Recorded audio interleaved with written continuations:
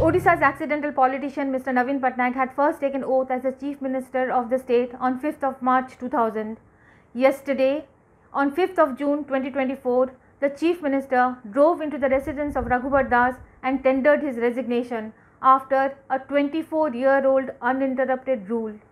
The BJD was made to bite the dust by the BJP in these elections, and truly one era has come to an end in Odisha's politics.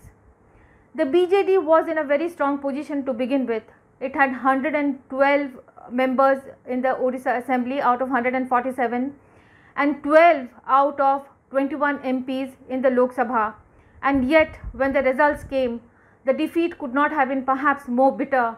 For the first time in 27 years, the BJD failed to have an MP in the Lok Sabha. And not just that, Chief Minister Naveen Patnaik, contesting from his second seat in Kantabanji, lost to BJP leader Lakshman Bagh.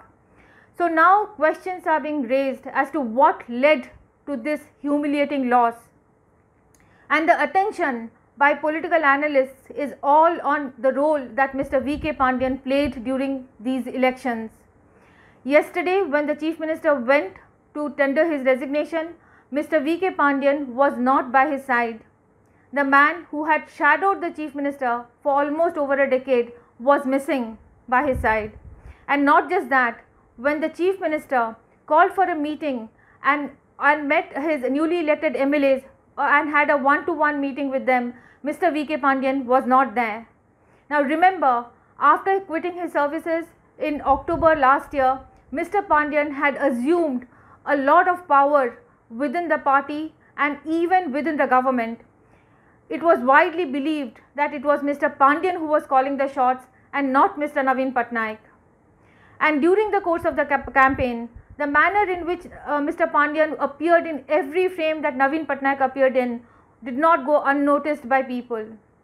Already there were fears on the ground and there were sparks of resentment against Mr. Pandian, because after all, he was just a bureaucrat, and that too somebody from Tamil Nadu. How could he assume political control and leadership in a state even without winning an election, and even when Mr. Naveen Patnaik had never said that he would be his successor?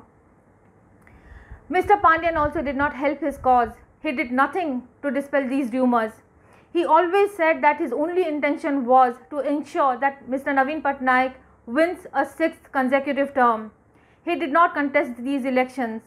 And even though there were 38 other star campaigners in the BJD's list, because remember, after all, it is a very strong regional party, you never saw anybody else except for Mr. Pandian on the campaign trail.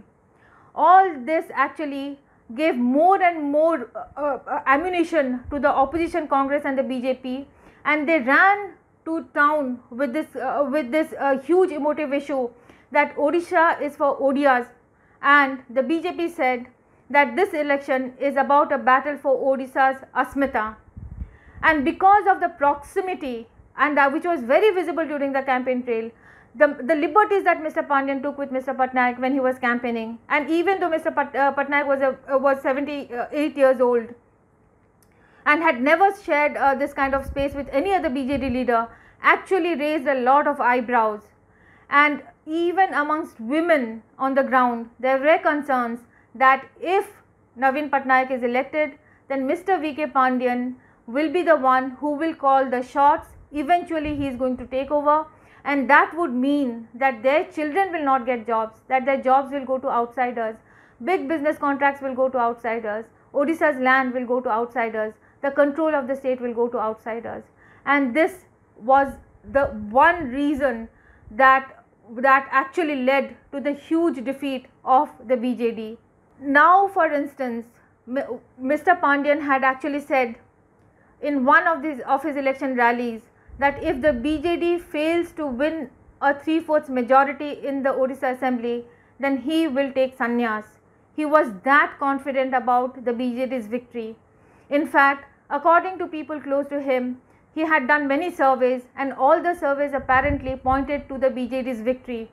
But it was very clear to anybody who had his or her ear to the ground that for the BJD, the ground was actually shifting from beneath their feet. Yesterday, the BJD has also decided that it is going to form a committee to go into the reasons for the losses in these elections. While Mr. Pandian has not been seen or heard for the past 3 days, it remains to be seen what the BJD President Mr. Navin Patnaik is going to do with Mr. Pandian. Will there be any action taken against him? Is he going to be made accountable for the loss in these elections? Or is he going to be given a position in the party and be accommodated still? Questions are still being asked about what is going to be the fate of Mr. Pandian. But opposition parties in Orissa, both the BJP and the Congress, are not going to let this issue die down. Because remember, when Mr. V.K. Pandian was in the Chief Minister's office, he actually exercised tremendous power and in the process has raised a lot of question marks, not just about his role, but also the manner in which he went about discharging his functions. So it remains to be seen exactly what is going to happen to Mr. V.K. Pandian. Is Mr. V.K. Pandian going to keep his word and actually take political sannyas? Is he going to come out and say that he made a mistake in these elections, that he gambled big time and led to the loss of the BJD?